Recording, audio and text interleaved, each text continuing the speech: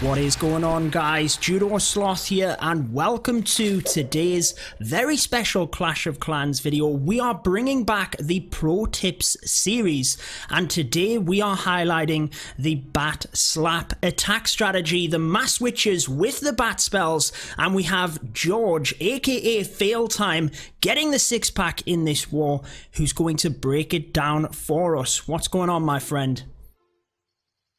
Hey, I'm pretty good. How are you? Yeah, I'm doing well, and again, we have discussed this at the start of the video here. You basically crushed base number 1 and 2, convincingly. You enjoyed the strategy against base number 1 first. Why don't we break down the attack and let the viewers see exactly how this strategy comes to light? You can start from the top. Talk us through it. Yeah, so I was just kind of looking at the dead zones in the base, because that's really where this pathing comes from for witches and bat. And then I realized that down the middle of the base, you've got that Queen Altar and CC, and then the dead zone just sort of extends out, which means that bats sort of get a really nice runway. And then I fit the Queen Walk and the Witch into that. So I decided to start my Queen Walk from 12. Going from 9, and about when the second expo in fact, when the multi goes down, I'd start the bats and they just tear on through and go from the air defense at 12 all the way to the eagle and the multi. Yeah, and it was very impressive, and I've got to ask, where did this actually come from? Like, where did you develop this? Obviously the level 5 witches have just came out, but what made you think about this? Well, I'd seen the level 5 witches and I wanted to fit a strategy to them. But I saw P.E.K.K.A. Bobat as well, sort of at the same time. I was trying to mess around with it. And so I was just wondering why people were using bowlers when you've only got 1 rage. And because after they're out of the rage, they're just bad. Okay, so yeah. I tried to fit P.E.K.K.A.'s. That didn't work because the healers always died. And then I just went for witches, and healers stay on the witches, which puts them pretty far back and don't die. Yeah, we'll dive into the attack now, but one thing you'll note, guys, on this base as well, and on the other one, I believe, 3 multi-target infernos. So we're not even hitting single target here. If you're happy enough with it, George, we will go ahead and press the replay, and you can talk us through from there. Let me get... All right, are you at 242? Yeah, so I'll count you down in 3, 2, 1, off we go. So, I know you set up that funnel very effectively at 12 o'clock here. I mean, that is some precision in itself. What were you thinking in terms of that funnel, just to start us off? well, it was pretty expensive having to put 2 bowlers and 2 hogs, but I sort of had to because that mortar there would have pretty much screwed up any Queen Walk. Trying to go one way or the other, so I basically put in that. Yeah, I mean, you put in what you needed to at the end of the day. Okay, so then we've got your queen coming down, you've got that king with the witches in order to set the funnel on that bottom side, and the wrecker is already in. All looking good at this stage?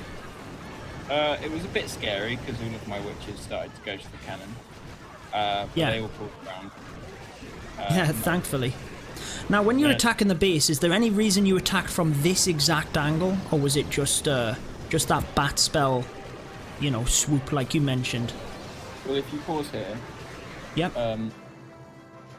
If you see that there's like sort of a 1 building layer, I guess, so the witches don't have any building to sort of walk around, so they're always just going to go inside, Queen Walk one side and funnel the other with the...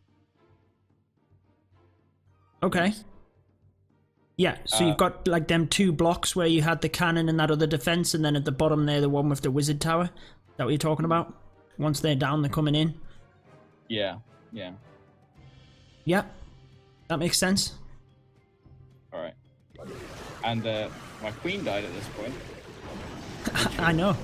Pretty poor practice. But I still tripled. Yeah, which I think just shows the strategy in itself. Now, a hound in the CC, not the best one, because it basically just slows your witches down, but not the worst either. I noticed how you use that Grand Warden's ability early as well to protect the witches through the Eagle Artillery. You weren't worried about the Giga Tesla at this point with the witches? From when I've attacked before, the witches never even walk into the Giga Tesla range, so you can basically just use the Warden ability whenever. Yeah. Now, we've already got the bats coming through. This is where I feel a lot more of the skill is actually required in terms of tanking for the bats on the outside, using the freeze spells as well. Maybe just give us a little bit of an overview on the planning of that one. Yeah, so sort of the bat wave, I prefer the bat wave a lot. It starts away from a multi, so you get time for the bats to build up and then sweep towards it. Yep. So you don't need that many free spells. And yeah, you sort of just let them roll around and kill the defensive. Yeah, as easy as that. When I've tried it, it's been a bit of a mess. To be fair though, look at the end of that. I mean, you have, what is that? 7 witches left over. And your queen went down at the start of the attack. That is just so impressive. Yeah, it was really wrecked. So if we move on to the second base then. What is different about this base than the first one in terms of your attack? What were you thinking for this one? So, if you got the replay view up? I've got the scout view up, but I can pull the replay if you wish. Yeah, and then you can see the troops. Yeah, so I'll pause it there. So it was a pretty easy queen walk funnel from the sort of 7:30 o'clock side. Yeah. And I saw that it was easy to get my witches in. So I just sort of made a plan off of that. It was a bit sort of sketchy with the timing to get the bats to go from 3 o'clock, because they could have gone to the sweeper and then the expo and then joined up with what you don't want to do. So it's holding on to the bats that little bit longer. Yeah.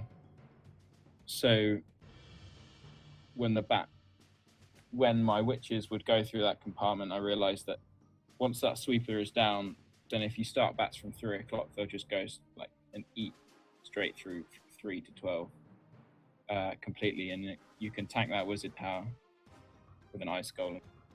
Yeah. And so it would just be all the witches you've got left, and then you get a jump straight into that last multi at 9 o'clock. And yeah, I noticed that. Sorry. I noticed that you used the jump and no rage on this one, which I thought was really interesting. No rage. So I usually don't like to. The reason I took a rage on the first one is because I thought I might need it on the. She sort of stayed away from the walls and didn't get hit that much, so I just used it inside the base. Okay.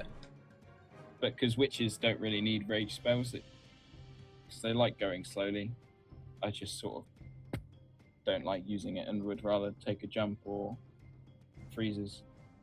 Yeah, I guess if that gives you access through the base, that's easier. Because it's the pure volume of the skeletons which is going to get you through, isn't it? Sometimes you can actually power your witches forward into a giant bomb or something crazy like that. One thing I've noticed is the ice golem is fantastic on the outside to get that freeze as well on the wizard tower. So not only does it distract, once it goes down, it's going to freeze that wizard tower anyway. So that seemed to work really well in your 2 attacks. Yeah, it really does. Awesome. I mean, that's pretty cool. We can see exactly what you're planning there. If you're happy enough, we can dive straight into it. Yeah, sure. Go for it. Okay, so we'll go in 3, 2, 1. Take it away. So your funnel's a little bit easier on this one. Just one bowler and then fully set. Though there was a Tesla farm right sort of in that 9 o'clock dead zone. Yeah. Which somehow I didn't expect, even though I should have. Looking back, obviously it's obvious. Sweet. That is pretty epic bowler placement as well, to take down the 2 buildings behind the lab as well. That was awesome. I was only going for the elixir collector, but I took the extra building. No, you meant it. You meant it. So yeah, the queen walk is all set at that point, and like you said, one thing that can be tricky is the buildings on the inside. Have you got any tips for that in itself? Is it more just creating that bigger funnel, or? So it's sort of, I think this is the question that you're asking. It's like visualizing sort of where the witches are going to start off, and how they're going to path. So you sort of want to start it with your queen as they're walking in the base.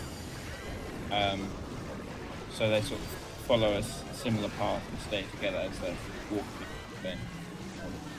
Yeah. Because it was strange that about 3 of them split off there for, you know, for no obvious reason. Yeah, that was just because of the testers. I dropped the witches fast to the left so that they would stay in instead of going down the sort of channel-like area to the right of the town hall. Oh, okay. I see why you did that now then. Again, as your freeze spells come in though, you don't panic with that, which is one thing I've noticed on these attacks, and often you even just let the witches take the fire of them multi-inferno beams as the bats come through. Yeah, it's sort of just quite a nice timing thing that if you can get it, really just kills the base. Yeah.